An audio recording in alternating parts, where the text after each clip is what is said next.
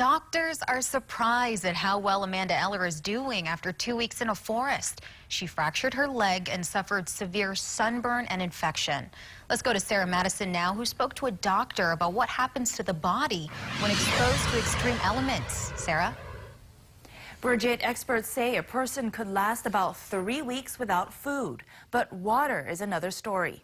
We learned that Eller drank from the river and ate fruits, so she was not severely dehydrated. That played a huge part in her survival, but there are other issues a person in that extreme circumstance could face. Here in Hawaii, we're told one of the biggest concerns is sun exposure. We're much more prone to developing these sunburns.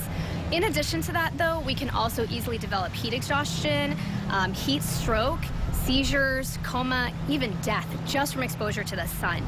Trying to stay out of the sun as much as possible between hours of about 10 a.m. to 4 p.m. is ideal because that's when the heat and the sun is at its worst. Dr. Rupi tells us the sunburn damage and blistering can break the skin, which puts a person at risk for bacteria and cause infection. One of the most common infections that we tend to get in our skin and soft tissues is Staphylococcus, also known as staph.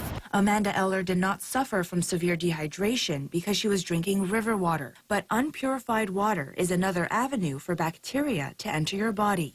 The bacteria that we have in the streams here, in particular, we have leptospirosis, which is something to be concerned about.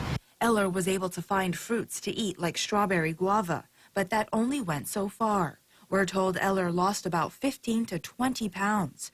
Dr. Rupi says when the body goes into starvation mode, it will shift focus to the important organs. There's an electrolyte and fluid shift that can occur where whatever she was taking in, her body was really trying to make sure it was utilizing it to the maximum potential.